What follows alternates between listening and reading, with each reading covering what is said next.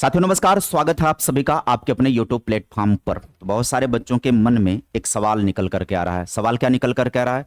Sir जी UP TET की पढ़ाई कर रहे हैं तो सुपर टेट कैसे तैयार करें, या जो लोग यूपी टेट ऑलरेडी क्वालिफाई हो चुके हैं सुपर टेट के अभी भी इंतजार में हैं, अभी भी उनको लग रहा है कि नोटिफिकेशन नहीं आएगा। तो उन सभी लोगों के लिए यह वीडियो है कि आप यूपी टेट पढ़ें या सुपर टेट पढ़ें, या फिर आपको कैसे तैयारी करनी चाहिए, यूपी टेट पढ़ना चाहिए कि नहीं पढ़ना चाहिए। अब तो आवेदन निकल चुका है, जो विद्यार्थी आवेदन नहीं करे हैं यूपी टेट में, अब उनका तो सीधा ऑप्शन है कि अगर यूपी टेट क्वालिफाइड हैं तो आप सुपर टेट की तरफ तैयारी करने पर फोकस कर लीजिए। लेकिन अगर आप यूपी टेट पहले भी क्वालिफाई हैं और यूपी टेट दोबारा से आप दे रहे हैं तो आप सुपर टेट पर फोकस करें कि यूपी टेट पर फोकस करना आपके लिए फायदेमंद हो सकता है।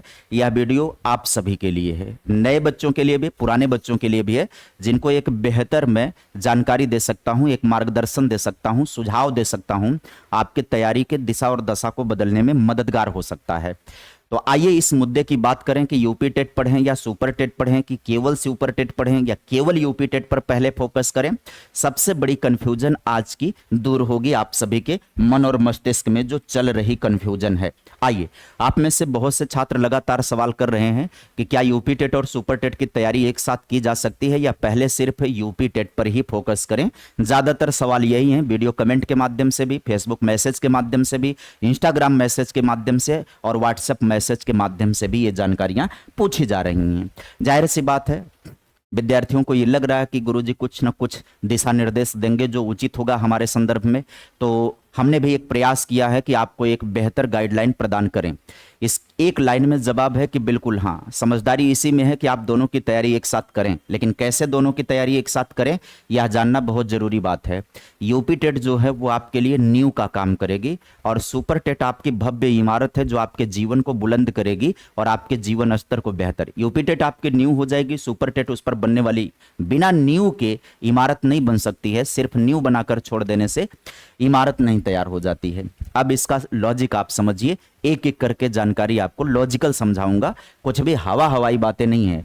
यूपी टेट की बात करें और सुपर टेट की बात करें तो लगभग 70% जो सिलेबस है वो मैच करता है। हाँ, अगर किसी के दिमाग में ये बात आ रही है कि सुपर टेट का सिलेबस अभी क्या है, तो बिल्कुल निश्चिंत रहें, सिलेबस में कोई बदलाव नहीं होगा। सिलेबस ऑलरेडी जारी कर दिया गया था आयोग की तरफ से पहले ही। जिस समय यूपी टेट का सिलेबस जारी किया गया था वो आज भी आयोग की वेबसाइट पर उपलब्ध है, उसी तरीके से सुपर टेट का भी सिलेबस जारी कर दिया गया था, तो उसमें तो बदलाव नहीं होना है। अब सिर्फ नोटिफिकेशन की बात है, वो आएगा और उस पर लेकर के बयान भी आ चुका है अध्यक्ष जी का।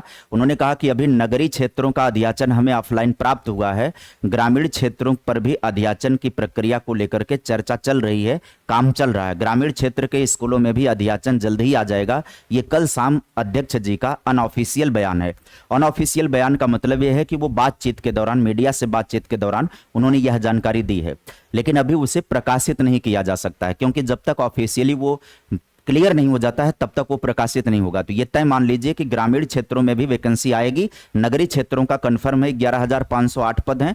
ग्रामीण क्षेत्रों का मूल्यांकन किया जा रहा है कि कितनी मात्रा में होगा, तो निश्चित तौर पर नोटिफिकेशन आएगा ग्रामीण क्षेत्रों का भी। 11,000 पर वैकेंसी केवल नहीं रहने वाली है, इस बात का ध्यान रखिए। सुपर टेट का और यूपी टेट का सिलेबस 70% मैच करता है। आइए यहां पर हम आपको चर्चा में शामिल करते हुए सारी चीजों को समझाते हैं। देखिए, यूपी टेट की बात करें तो यूपी टेट में हिंदी की बात करें तो 30 होता है, और अंग्रेजी या संस्कृत की बात करें तो यूपी टेट में 30 नंबर का ये आता है। सुपर टेट में हिंदी 20 की आती है, अंग्रेजी 10 की आती है और संस्कृत जो है वो 10 की आती है। ये कंपलसरी होता है, यहाँ पर ऑप्शनल है, यहाँ पर अंग्रेजी ले सकते हैं या संस्कृत ले सकते हैं, तो ये ऑप्शनल होता है यूपी टेट में। लेकिन सुपर टेट में आपको हिंदी भी पढ़ना है, 20 नंबर में आएगी, अंग्रेजी भी आपको पढ़ना है 10 नंबर में, संस्कृत भी आपको 10 नंबर में आती है। इसका मतलब है अगर आप यूपी टेट में लैंग्वेज पर फोकस कर देंगे तो हिंदी तो आपका 20 नंबर का कंप्लीट हो ही जाता है। अगर बेहतर मेहनत कर देंगे तो सुपर टेट में ये 20 नंबर पर आपकी पकड़ अच्छी हो जाएगी। अगर आप अंग्रेजी या संस्कृत लेते हैं तो आपका 10 नंबर का तैयारी तो निश्चित तौर पर हो जाएगा। यदि आप संस्कृत लेते हैं तो संस्कृत 10 नंबर की आपकी तैयार हो जाएगी। अंग्रेजी पर आपको काम करना होगा सुपर टेट में। तो लैंग्वेज का बता दो, लैंग्वेज में यहाँ पर कितने नंबर हैं, 40 नंबर है। यहाँ पर सुपर टेट में लैंग्वेज पर 40 नंबर है। यहाँ पर यूपी टेट में लैंग्वेज में 2 लैंग्वेज लेंगे तो 30 और 30 60 नंबर का हो जाएगा।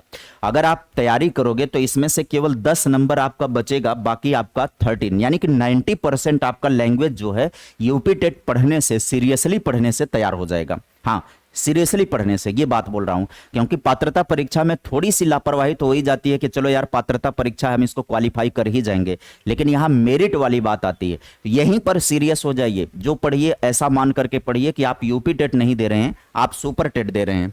तो इसका मतलब है कि 40 में से 30 की तैयारी आपकी सुपर टेट की हो जाएगी, जो आंकड़ा 90% तक हो जाएगा। विषय की तुलना में गणित पर आ जाइए। यूपी टेट में गणित आपको 30 नंबर में पढ़ना होता है और सुपर टेट में आपको गणित कितने नंबर में पढ़ना होता है, 20 नंबर में पढ़ना होता है। तो इस तरीके से अगर आप तैयारी करेंगे तो यहाँ 30 नंबर है, वहाँ 20 नंबर है, कोई भी टॉपिक आपका बचेगा नहीं।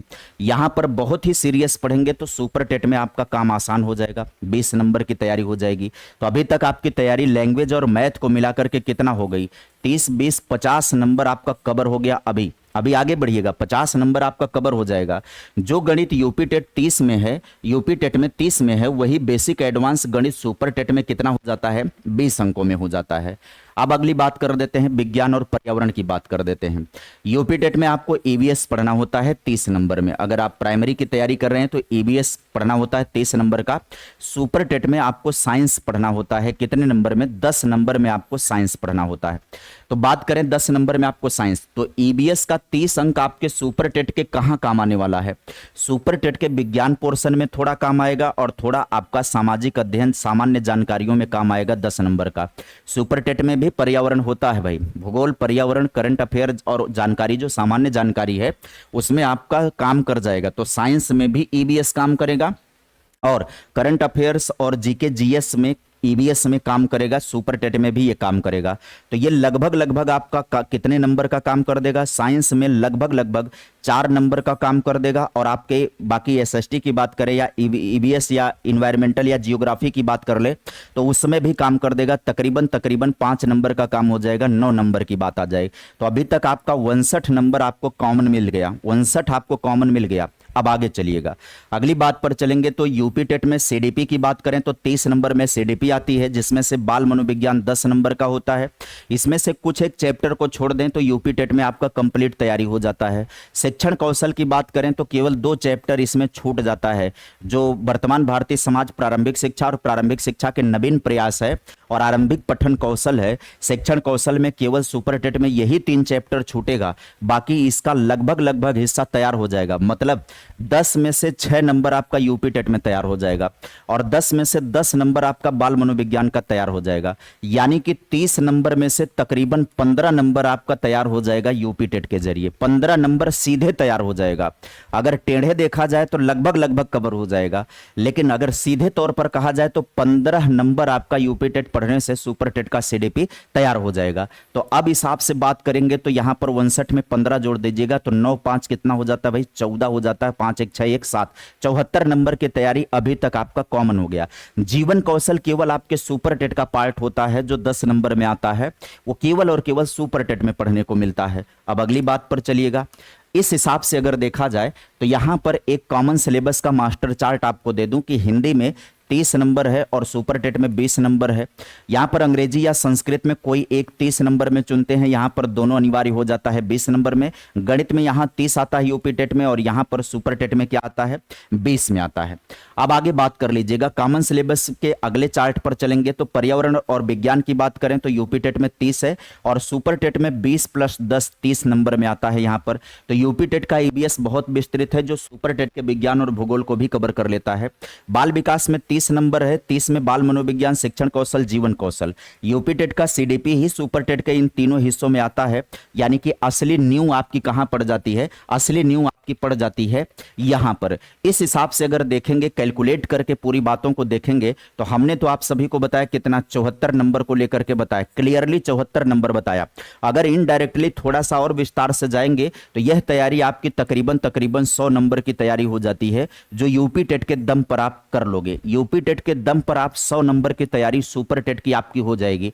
बुनियाद आपकी बहुत मजबूत हो जाएगी। अगर आप बुनियाद की बात कर रहे हो तो बुनियाद आपकी बहुत तगड़ी हो जाएगी, बहुत मजबूत हो जाएगी। इसलिए जो भी विद्यार्थी यूपी टेट अप्लाई किए हुए हैं, चाहे वो नए हों चाहे वो पुराने हों, बहुत ही गंभीरता से यूपी टेट का अध्ययन करिए, क्योंकि ये आपके लिए बेहतर काम करेगा सुपर टेट में। क्या पता सुपर टेट में कितना टाइम मिले नोटिफिकेशन के पश्चात।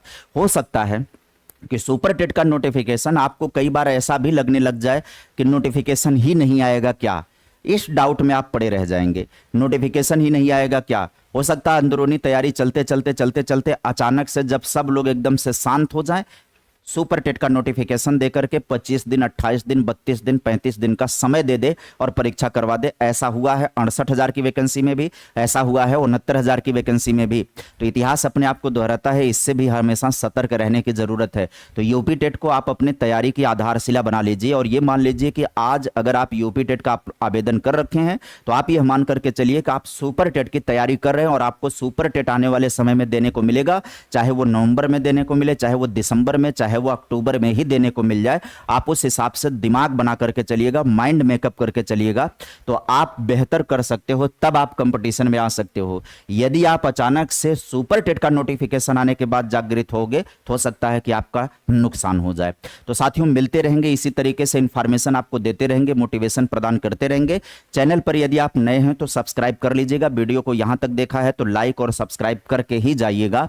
मिलते रहेंगे हम नई नई जानकारी के साथ। आज के इस सेशन में बस इतना ही, मुलाकात करेंगे अगले सेशन में। Bye bye, take care, thank you.